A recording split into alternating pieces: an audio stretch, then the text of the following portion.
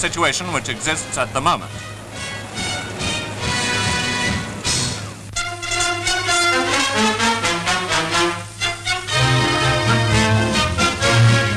Housewives, up in arms at the proposed new reductions in food rations, have been holding protest meetings and sending deputations to the House of Commons to interview Sir Ben Smith.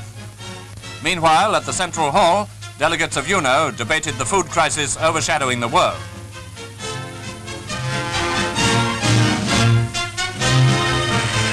Mr. Ernest Bevin, in his speech, underlined the critical state of the wheat prospects. News which had come in since the Assembly began, since I made my speech, has shown the position to be worse than we originally thought it. In fact, I do not exaggerate the situation when I say it is really alarming.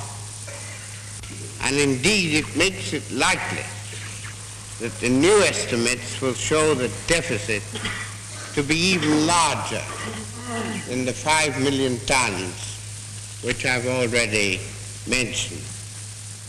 This, therefore, is the position, and with the state of affairs left to take their course, the result would be certain famine and starvation in many areas. His conclusion was as follows. The period in front of us must be dealt with as a crisis period for another war, for another year. In other words, on food, we must have regard that the war is still on until we can beat the enemy of famine and so get our people back into a good nutritional standard. The appeal evoked an immediate response from Mr. Stettinius. The war has left behind its inevitable aftermath of suffering and hunger and starvation, and crops have failed just when they were needed the most. We must do more, and we shall do more.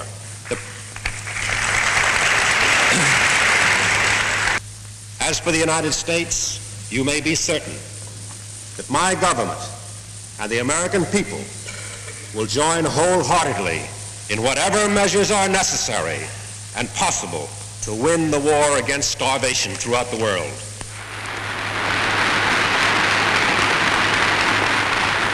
The food debate was the last important item in the Assembly's agenda.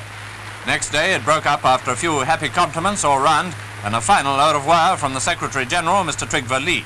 Ladies and gentlemen, let me thank you all on behalf of the United Nations for your labors and wish you welcome back.